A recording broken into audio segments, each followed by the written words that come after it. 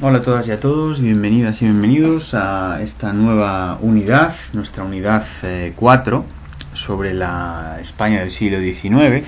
Vamos a tratar de hacer una clase, a grabar la clase de forma virtual, siguiendo un poco las sesiones, en este caso que vamos a hacer de la primera parte de la unidad, como es desde la página 92 hasta la 95, quizás un poquito más, porque pretendemos acabar ahora sobre todo en el inicio del reinado de Fernando VII. ¿De acuerdo? Esto es una etapa, esta unidad versa sobre una etapa compleja, que es el siglo XIX en España, un tanto convulsa, pero es muy interesante porque define muchos de los pilares de lo que vivimos hoy en día, de la España actual, en cuanto a procesos políticos, los nacionalismos y muchas de las derivas sociopolíticas que incluso hoy en día tienen lugar en nuestros días. Bien, vamos a comenzar, ya que, como todos sabemos, el antiguo régimen, como vimos también en el primer tema, entró en una grave crisis una vez se dio la Ilustración y se puso en cuestión todo el aparato ideológico y demás del antiguo régimen. Vimos también que esto sucedía en varios países y al mismo tiempo, en este caso concreto, en España sucedió lo mismo. También habíamos, lo digo por recordar, habíamos visto que los Borbones habían entrado a gobernar en España, habían ocupado el trono después de una guerra de sucesión desde 1700, desde Felipe V, el primer Borbón, hasta el último que vimos, que es Carlos IV, el cual había intentado hacer, si cabe, algún tipo de reforma, pero mucho menos que sus predecesores. En este caso, sobre todo, Carlos III fue quien llevó a cabo muchas reformas, siempre desde un punto de vista absolutista, llevando a cabo una política de despotismo ilustrado. Pero lo que sucede es que a comienzos del siglo XIX, Carlos IV comienza a tener un gran desprestigio, con lo cual ha de, vamos a decir, delegar de alguna manera casi todos sus poderes de forma muy reseñable sobre Godoy. Manuel Godoy va a ser un primer ministro, de alguna manera, es este que veis aquí, el cual, o una suerte de válido también, el cual tenía el beneplácito de la reina, ya que había voces en la corte que decían que tenían una historia secreta. Bien podría ser así, porque ya había sido una gran valedora de este personaje.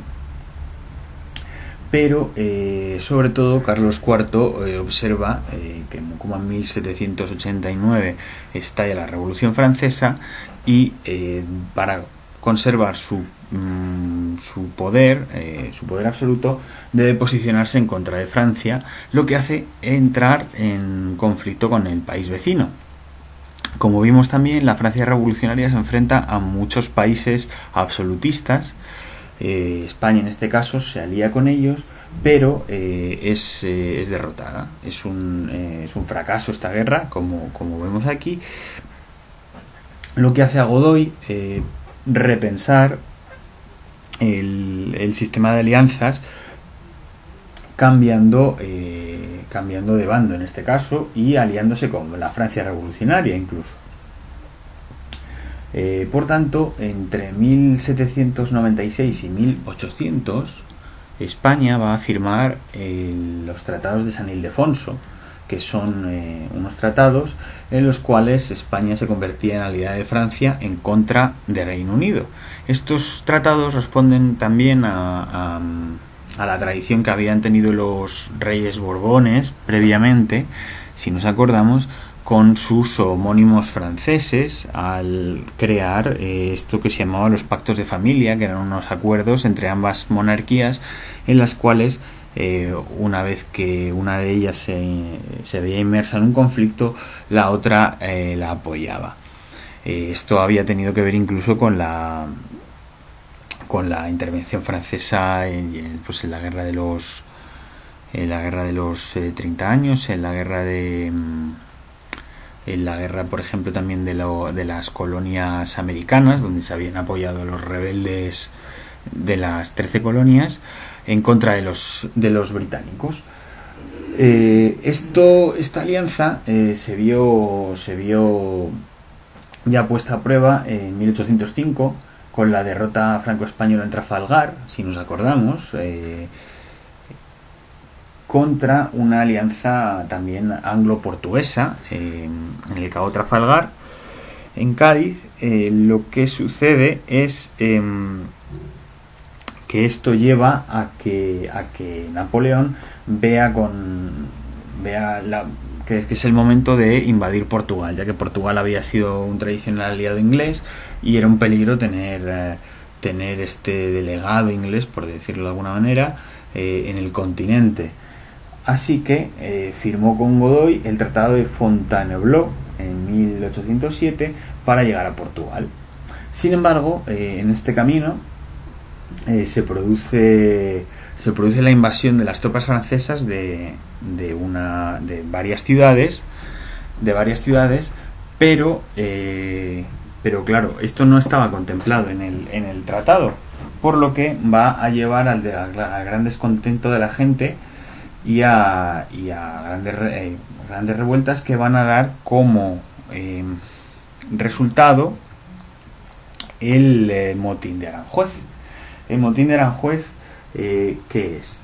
El motín de Aranjuez se supone, era un motín, que hubo un levantamiento del pueblo de Madrid que se levantó en turba hacia la residencia que tenía real Carlos IV en Aranjuez, para pedirle la destitución de Godoy y su abdicación en favor de su hijo Fernando VII, ya que Carlos IV no había querido todavía realizar la cesión de la corona, ya que había habido intrigas palaciegas entre padre e hijo, con lo cual se había negado en rotundo, hasta que ya no le quedó otra que hacerlo tras este motín.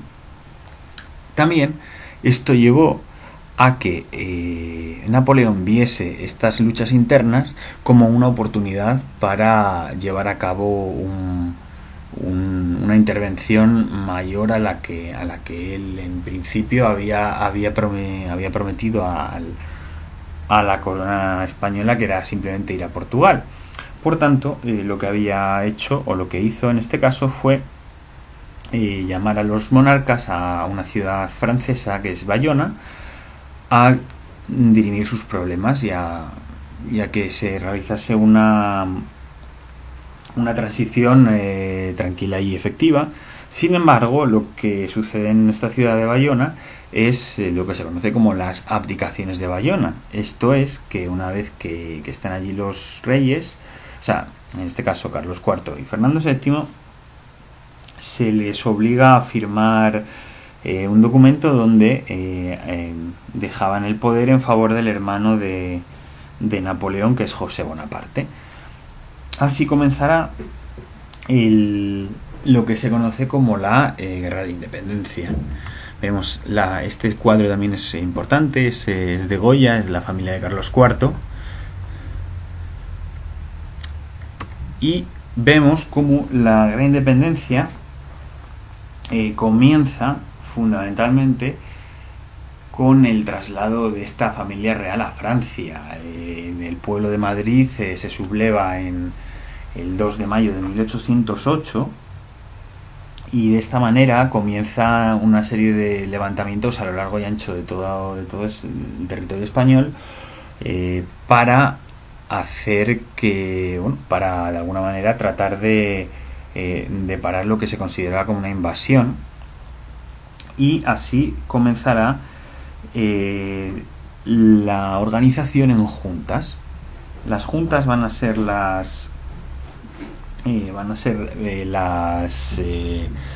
digamos, las unidades que se van a, o los organismos que se van a crear ante la falta de poder central, ya que sin el aparato monárquico el pueblo español se ha de organizar de una manera un poco más rudimentaria. Entonces utilizarán esta figura de juntas para luchar contra Francia. En esta guerra de independencia tenemos que tener siempre en la cabeza y no olvidar que la población se dividía entre afrancesados y fernandinos. Los afrancesados son los que estaban del lado francés. Ellos veían que era una forma y una oportunidad de adquirir las ideas de la Ilustración, de la Revolución, lo veían con muy buenos ojos, y los fernandinos eran aquellos que estaban a favor de la vuelta de Fernando VII, que se le llamó Fernando el Deseado, como la solución y como su objetivo último. Por tanto, la guerra comenzó y fue una guerra cruenta, una guerra difícil y una guerra que duró bastante, hasta 1814, basada fundamentalmente en la guerra de guerrillas. ¿Por qué? Porque España, en este caso el reino español, no tenía un ejército ni mucho menos efectivo, y el pueblo es quien toma las armas y quien se organiza para poder de alguna manera combatir a los franceses. Para ello pues se utilizarán esta técnica de guerra de guerrillas en las montañas, en zonas boscosas, donde sus oportunidades de vencer siempre son mayores, y donde las fuerzas de alguna manera se igualan. Entonces la guerra de independencia, como vemos, también Goya está bastante presente esta guerra de independencia en el arte y en el imaginario de la época. Esto lo podéis ver en el Museo de Madrid si tenéis la oportunidad de ir, que está en el Metro de Tribunal, donde hay bastantes obras referentes a este periodo, ¿de acuerdo? Entonces la guerra de independencia tiene, digamos, tres fases fundamentales, ¿de acuerdo? Hasta finales de 1808, desde el levantamiento popular, se sucede digamos, una serie de sublevaciones en el resto de ciudades, donde destacan sobre todo los sitios de Zaragoza y de Girona. El sitio de Zaragoza también es muy famoso en el imaginario colectivo. Pero lo que sucede es que aún teniendo todas estas victorias y vicisitudes, los franceses van a sufrir una gran y estrepitosa derrota en Bailén. Esta es muy importante, que viene a ser y supone la primera derrota en campo abierto de un ejército de Napoleón. En este caso estaba al mando el general Dupont, y al enterarse de que se estaba formando un ejército español más allá de Sierra Morena, y sobre todo promocionado por las juntas de Sevilla y de Granada, acudió al combate, y fue una dura derrota de un ejército que hasta ese momento había sido imbatible, y que desde ese momento Napoleón se da cuenta de la dificultad que va a tener la sumisión de España, con lo cual va a derivar ejércitos de otros frentes al conflicto español, e incluso él mismo se va a poner a la cabeza de esta segunda fase, que será de 1808 hasta 1812, donde las tropas de Napoleón ocupan casi toda la península, casi toda menos ciertas partes del sur, y entre ellas Cádiz. Y Cádiz veremos por qué es importante. También luego una tercera fase, que ya que va desde 1812 hasta 1814, y que coincide con el declive militar de Napoleón. Empieza a perder batallas en otros frentes europeos, y las tropas españolas aliadas ahora sí con los ingleses, los cuales estaban dirigidos por el duque de Wellington, derrotan finalmente a los franceses, de manera que se deben de retirar, y Fernando VII vuelve al poder. ¿Qué sucede? Es importante que antes de la finalización de esta guerra de independencia, se había sucedido, y por eso hemos nombrado Cádiz previamente, precisamente en esta ciudad había sucedido uno de los hechos más importantes de la historia española, que son las Cortes de Cádiz. La guerra de independencia había dejado unas consecuencias bastante profundas, ¿no?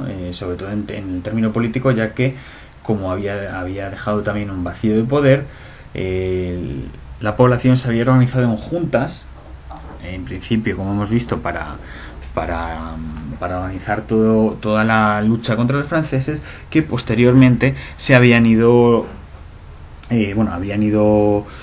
conformándose en una Junta Central Suprema.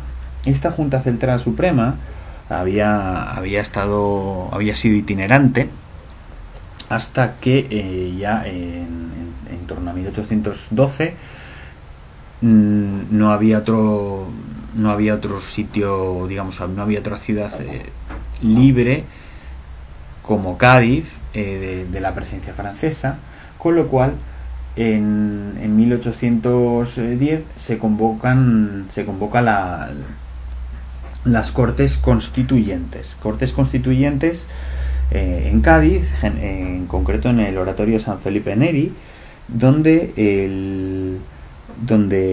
generalmente se va a promulgar, en este caso, la Carta Magna más importante, o de las más importantes de su época, en este caso, que será la Constitución de 1812.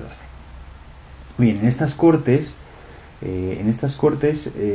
se diferenciaban fundamentalmente tres grupos, que eran los liberales, que era la mayoría, que veían como una oportunidad la que se daba para montar un Estado liberal y aprovechar las ideas de la Ilustración; una minoría de absolutistas, que querían una regresión al antiguo régimen; y también había algunos diputados americanos, ¿no?, que estaban más pendientes de los problemas que estaban sucediendo en estas colonias.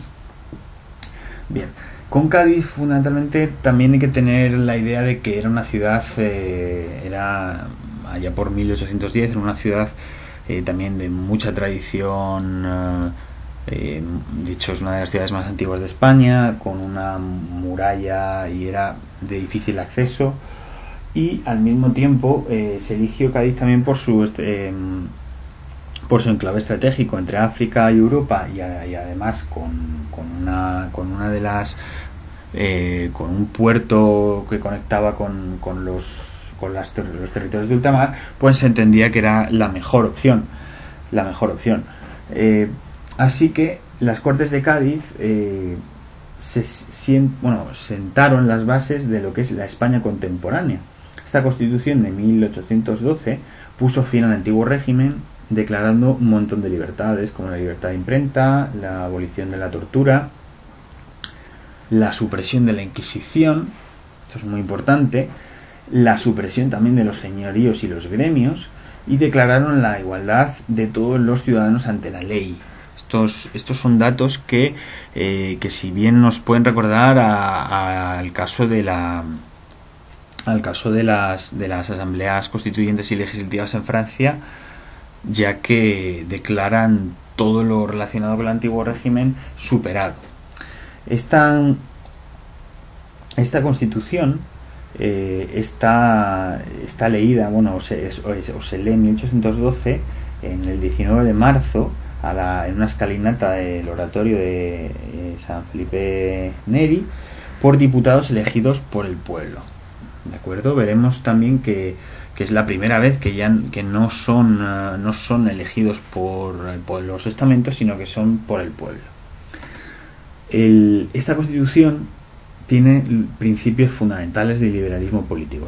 Este concepto que hemos visto en las unidades atrás, reconociendo la soberanía nacional, estableciendo también una monarquía hereditaria, una monarquía siempre moderada, ya que va a estar limitada a su vez por unas cámaras, una monarquía en este caso limitada a una cámara, que serían las Cortes, no como las tenemos ahora, porque las Cortes actualmente son bicamerales en España, está el Senado y el Congreso, en este caso solo habría una, y tendría el poder legislativo junto al rey, ¿de acuerdo? Los diputados eran elegidos por sufragio universal masculino, aunque es verdad que para ser un candidato había que tener unas determinadas rentas.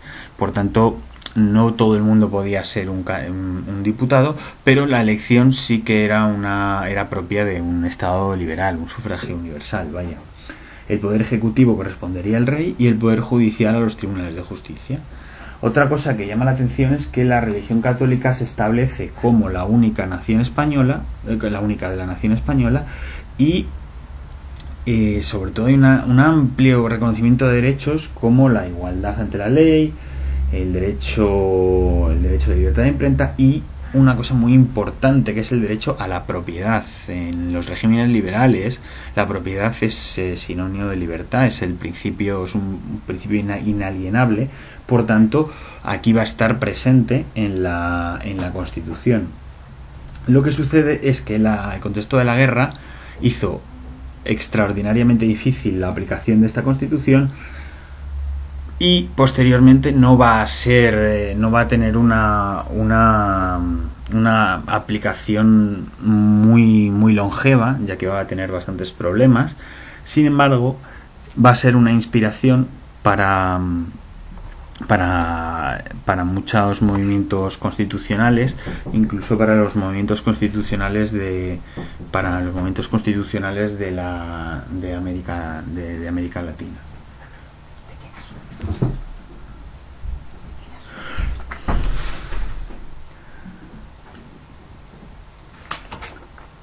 Vale, en este caso también es curioso porque a esta Constitución se la conoce como la PEPA, la monarquía, la Constitución de la Monarquía Española, promulgada en Cádiz, se la conoce como la PEPA.